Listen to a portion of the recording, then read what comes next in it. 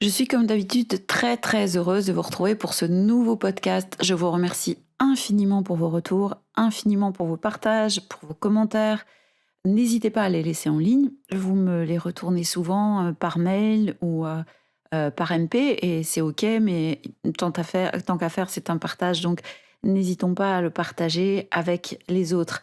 Donc, merci infiniment. N'oubliez pas non plus de vous abonner à la chaîne YouTube. C'est super important. C'est une jeune chaîne qui a bien besoin de vous pour fonctionner et aussi pour être connue et toucher un plus large public. Je vous retrouve aujourd'hui donc avec grand plaisir pour un nouveau podcast, pour votre podcast que j'ai intitulé cette fois-ci Mais comment je me parle.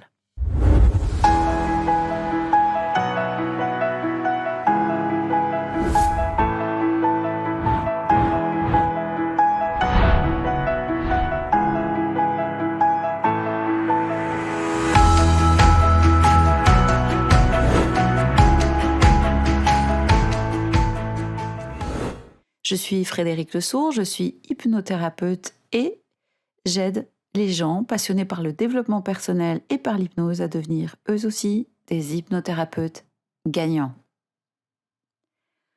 Aujourd'hui, c'est un podcast un petit peu particulier, c'est une séance d'hypnose que j'ai vécue avec un de mes patients qui m'a autorisé, je l'en remercie parce que je sais qu'il va écouter et qu'il est abonné à cette chaîne et qu'il la suit, qui va écouter donc sa propre séance. C'est une séance qui est venue après la partie anamnèse, donc le travail qu'on a fait avec ce patient sur la façon dont il se parlait. Et cette séance, finalement, j'aime beaucoup les séances en cabinet qui sont très uniques, en fait, parce que il n'y en a pas une normalement qui est valable pour les autres. Et c'est pour ça que généralement, j'aime pas tellement les séances d'hypnose généralistes, même si, bien évidemment, elles peuvent avoir un écho en chacun de nous. Mais pour le coup, pour celle-ci, j'ai pas de doute sur le fait qu'elle trouve un certain écho chez beaucoup de monde, parce que je pense qu'on est tous concernés par le fait que effectivement, on a tendance à mal se parler. Et c'est ce que je disais à mon patient quand il est arrivé, quand on a commencé justement cette anamnèse et ce travail, lui et moi. Si vous veniez me voir, vous qui m'écoutez, avec votre problématique et si en face de vous, vous aviez un thérapeute, moi, qui vous dise, «Ah c'est vrai, vous êtes complètement nul, hein, j'ai un peu de mal à suivre, je trouve ça complètement débile, en fait. C'est vrai, je vous trouve assez stupide», bah, vous partiriez en courant et vous auriez bien raison. Mais le but de ce travail avec, mon patient, c'était de lui montrer que cette façon de se parler était inacceptable et la façon qu'on a de se parler nous-mêmes. Alors on est souvent plus empathique et plus tourné vers les autres, mais prendre soin de son soi, ça fait vraiment partie des choses, ça fait partie de ça fait partie, se parler doucement avec empathie, c'est-à-dire repérer, mettre comme une espèce de petite clochette à chaque fois qu'on se dit: «Mais je suis nulle, mais regarde comment t'as fait ça, mais tu y arriveras jamais». C'est hop, je mets la petite clochette ou n'importe quoi qui va bien, le stop en tout cas pour me dire: «Non, je me parle pas comme ça». Alors je vous laisse découvrir cette séance d'hypnose, encore une fois, qui vraiment va parler à beaucoup de monde, j'en suis presque persuadée et j'espère en tout cas. J'attends en tout cas vos retours. Je serais vraiment ravie d'avoir, vos commentaires quant à cette question et à ce sujet du jour, qui me semble quand même extrêmement d'actualité et pas que depuis hier bien sûr. Mais comment je me parle? Voici la séance d'hypnose réalisée avec mon patient que je remercie encore et je vous remercie d'ailleurs tous de me suivre et de m'écouter et je vous dis à très bientôt pour la suite. Je vous laisse donc avec cette séance d'hypnose. Vous allez fermer les yeux si c'est OK pour vous et juste rester tranquillement, tout doucement, avec la respiration, sans chercher forcément un truc incroyable. Juste se poser avec soi, prendre conscience du corps, fermer les yeux, être à l'écoute du corps. On ne peut pas s'empêcher forcément de penser, il se peut qu'il y ait des choses qui passent et qui repassent ici, mais c'est OK en fait. Je prends du temps pour moi, je me fais ce cadeau aujourd'hui de me poser ici. D'ailleurs, ce cadeau, c'est aussi cette hypnothérapie que vous vous offrez pour mieux vous connaître, pour mieux vous comprendre et pour aller vers vos besoins. de davantage de compréhension de moi-même, davantage d'empathie avec moi-même, davantage d'écoute de moi-même, plutôt que de renvoyer toujours à l'autre. Bah, l'autre ne m'écoute pas, j'ai l'impression que je ne suis pas entendue, j'ai pas de place, je prends pas ma place, etc., etc. Alors là, je suis responsable et je crée ce que j'ai envie de créer pour moi-même. Je prends ma place. Je prends ma place pleinement et je me sens exister à cet endroit où je me sens avec moi-même, tout seul, et où je me valide. Je me valide et je valide aussi mon corps, un corps qui existe. Sentez comment il est en ce début de séance, comment il est positionné. Sentez l'appui de votre tête contre ce dossier, de votre dos. Sentez aussi vos cuisses, la façon dont le bas du corps est allongé. Et arrêtez-vous sur le ressenti du corps. Mon corps peut paraître plus lourd. Le bas peut être plus léger que ne l'est le haut, ou c'est peut-être l'inverse. Autorisez-vous à vous arrêter sur les parties de vous qui vous intéressent le plus maintenant. Vos mains, contact des mains avec ce canapé. Quand vous serez chez vous, en réécoutant cet audio, ça peut être sur le lit, les accoudoirs du fauteuil, peu importe. Autorisez-vous aussi, lorsque je dis un mot qui ne vous va pas, à changer ce mot pour un autre qui vous convient, en écoutant bien vos besoins. Et posez-vous la question, en ce début de séance toujours, de quoi j'ai besoin. Là, maintenant, dans l'ici et le maintenant, de quoi j'ai besoin. J'ai besoin, par exemple, de me concentrer sur ma respiration.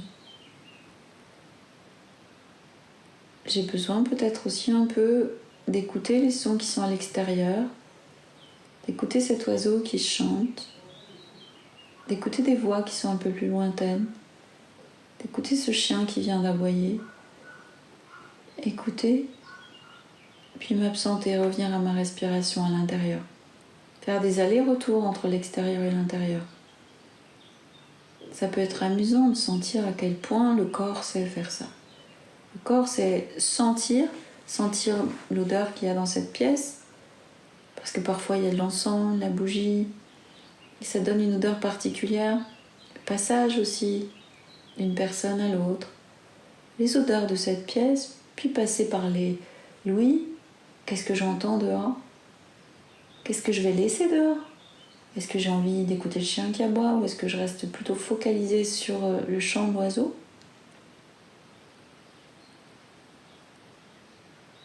Ce qui me fait penser à un podcast que j'ai créé sur écrit plutôt enregistré sur la peur, où à la fin j'ai mis la chanson de Michel Fugain, qu'on aime ou qu'on n'aime pas, mais qui s'appelle Fais comme l'oiseau.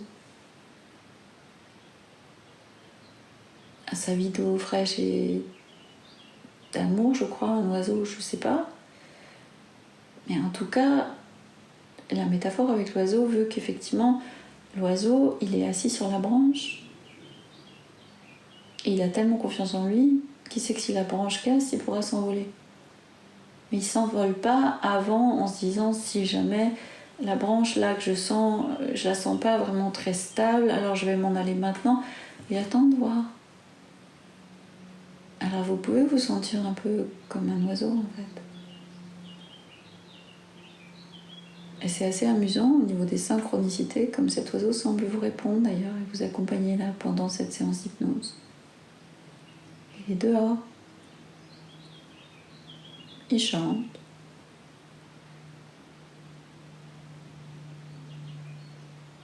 Peut-être qu'il se sent hyper confiant lui aussi. Il répond à ses besoins en tout cas. Il a besoin d'être sur une branche et de répondre à ses besoins immédiats. Et vous, c'est un peu la même chose. Vous êtes là avec vous-même et vous répondez à votre besoin d'écouter ou pas, d'entendre ou pas, de rester axé sur ma voix ou pas, d'aller à l'intérieur et de reprendre inspire plus long, expire plus long ou pas. Il y a des pensées qui passent. Est-ce que j'ai besoin de ces pensées-là maintenant ou pas? Est-ce qu'elles sont les bienvenues là, maintenant, tout de suite, alors que j'écoute? Je sens les odeurs, j'écoute les mots, j'entends l'oiseau, je l'entends plus. Est-ce que j'ai besoin de penser maintenant? Est-ce que ça correspond à mes besoins primordiaux ou pas? Et il y a probablement d'autres sons, probablement d'autres images, probablement plein de ressentis que vous êtes le seul à vivre. Parce que vous êtes unique. Et c'est ça qui est formidable. Et c'est en cela aussi que vous pouvez vous dire que c'est vraiment génial. Une séance d'hypnose est faite à la base pour quelqu'un d'unique, comme vous, qui prend sa place dans cette unicité.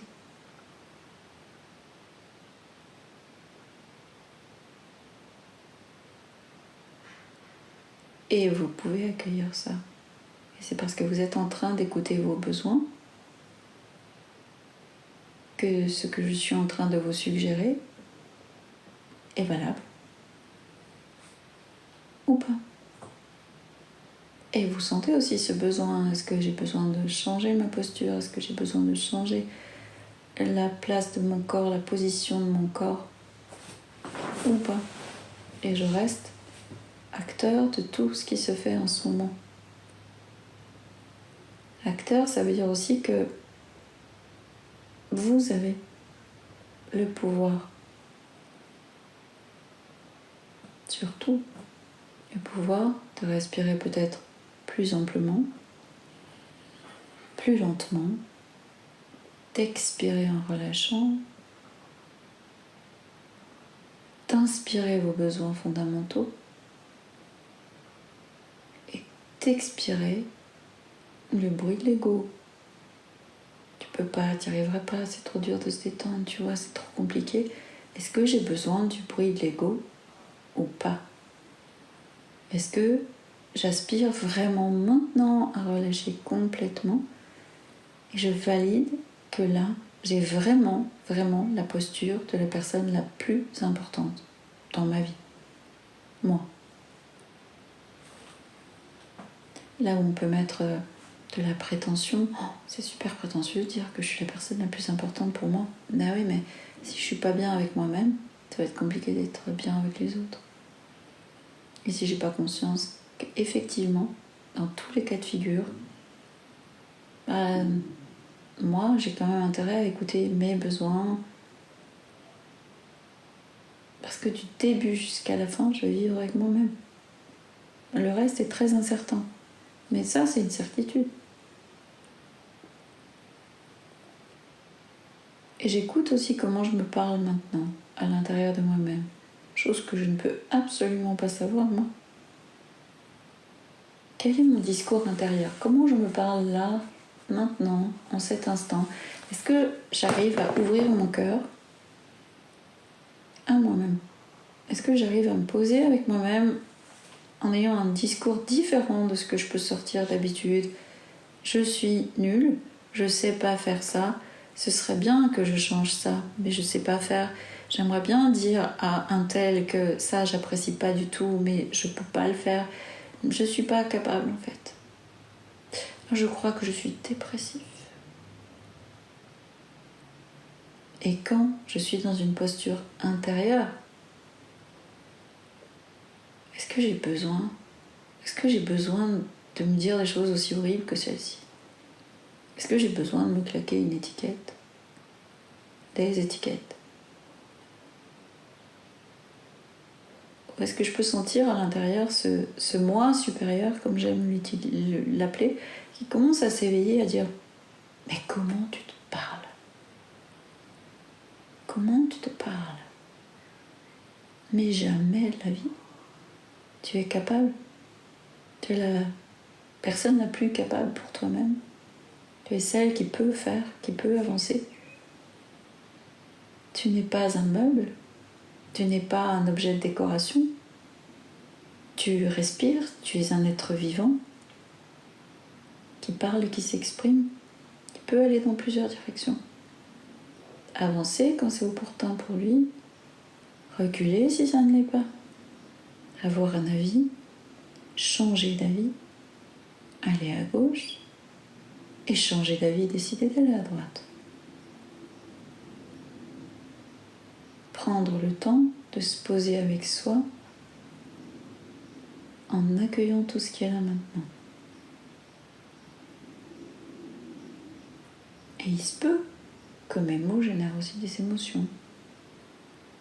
Une colère, de la tristesse. Ces deux-là, elles marchent souvent main dans la main. Il y a des choses qui, tout à coup, se réveillent. Sensation d'injustice.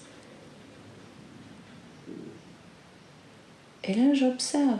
Je rentre pas dans la colère, je rentre pas dans la tristesse, je rentre pas dans l'injustice. Je ne suis ni la colère, ni la tristesse, ni l'injustice. Mais j'en ressens en moi. Donc une partie peut être en train de manifester que, oui, à cet endroit, il y a en moi des émotions, des ressentis. Mais j'observe tout ça avec bienveillance. Toujours avec bienveillance. Et de façon la plus adéquate pour vous, commencez à changer ce dialogue intérieur. Commencez à changer la façon dont je me parle en disant « Je décide de me faire confiance. Je décide d'écouter mes besoins fondamentaux et d'avancer en fonction de ce dont j'ai besoin. Je décide de partir à la découverte de moi-même. »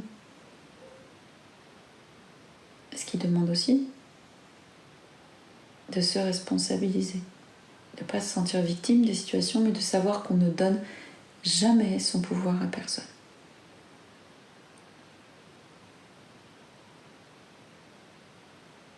Et sentir ce que ça fait dans mon corps quand je commence à me dire des choses douces et gentilles. Je prends ma place. Je me vois exactement comme je souhaite, ou je me sens comme je souhaite. Je me dis pas, oui, enfin, de toute façon, ce travail, ça va m'aider quelques jours, mais après, ça reviendra. Bruit de l'ego. J'avance pas à pas vers davantage de stabilité, de force, de confiance qui marche avec l'estime de soi et l'amour de soi. Partir à la rencontre de soi, c'est aussi une histoire d'amour. Je pars à la découverte de mon être, c'est-à-dire de mes zones d'ombre et de mes zones de lumière. Et je sens là maintenant, j'entends comment je me parle maintenant. Ça fait quoi dans mon corps quand je me dis je suis la personne la plus importante, que j'ai beaucoup de valeur, j'ai de belles zones lumineuses.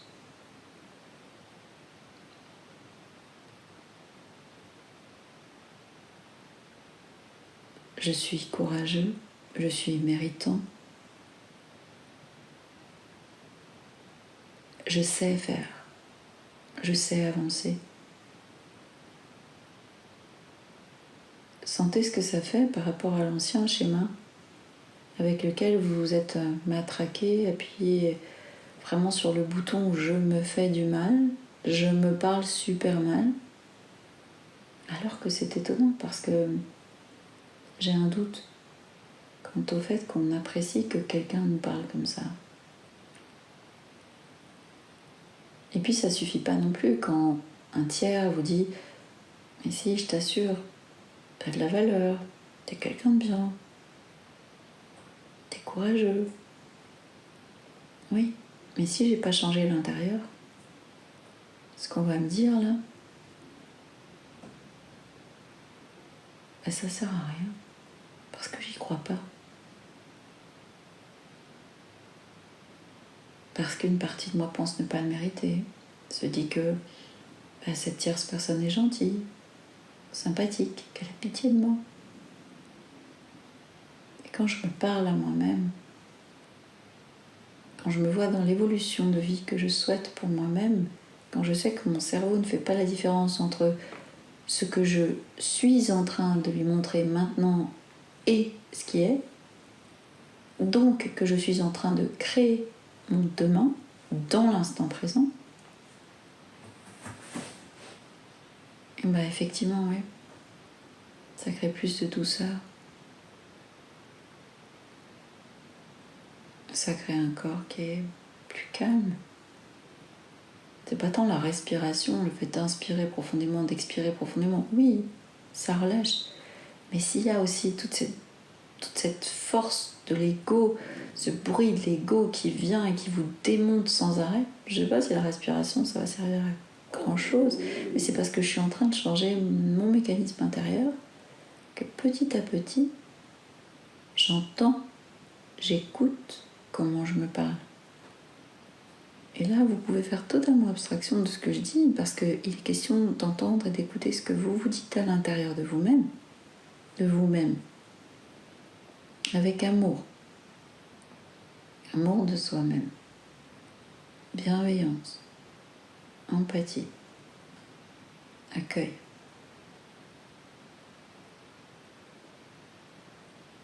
Avec un cœur qui s'ouvre à soi-même.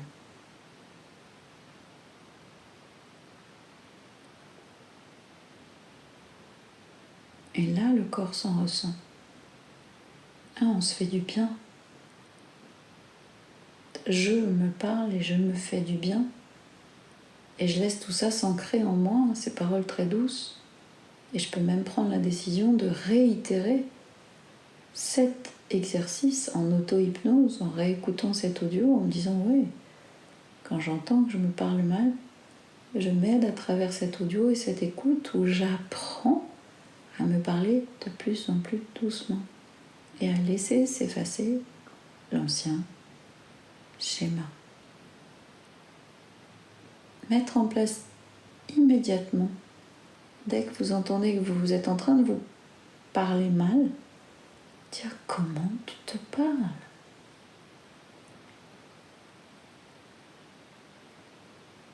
Et j'embraye directement sur le nouveau système. Je refuse de mal me parler. Parce que je suis un être digne d'amour, comme tout un chacun. Et je me valide aujourd'hui dans cette place. Et je la prends pleinement, totalement.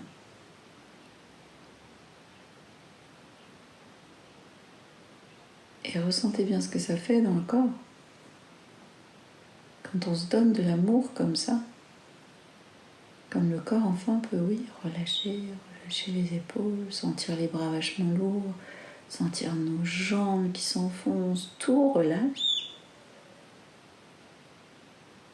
Et nous sommes les créateurs, le créateur de ces nouveaux ressentis. C'est vous qui créez ce que vous êtes en train de vivre maintenant.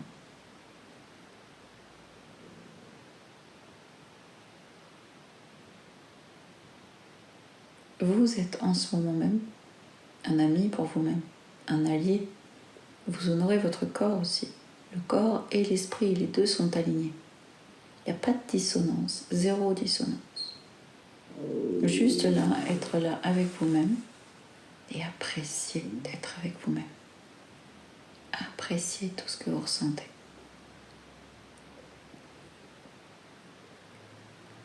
Et quand cet audio se termine, vous continuez tranquillement à entendre les mots doux, ou bien vous vous transportez dans un lieu où vous aimeriez être en ce moment même, ou vous voyez d'autres choses parce que vous êtes totalement libre vous profitez, vous pourrez peut-être finir par vous endormir. Et tout ça répond à vos besoins fondamentaux de vous à vous.